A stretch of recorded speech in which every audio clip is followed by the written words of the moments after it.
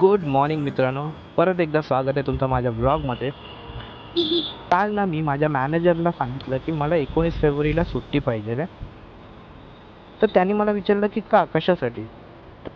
तर मी सांगितलं की छत्रपती शिवाजी महाराज यांची जयंती येत आहे. तर त्यांनी मला घे म्हटलं.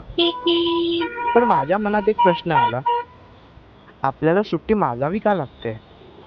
खरं तर आपल्याला सुट्टी असायला हवी ना.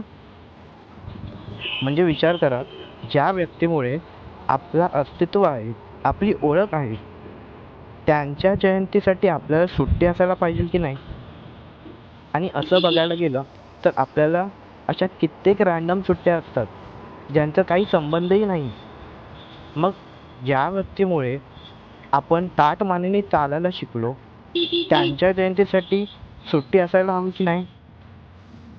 आणि मला तर असं वाटतं की एखाद्या व्यक्तीच्या नावावर जेव्हा सुट्टी असते ना, तर ती सुट्टी व्यक्तीच्या कर्तृत्वाची असते.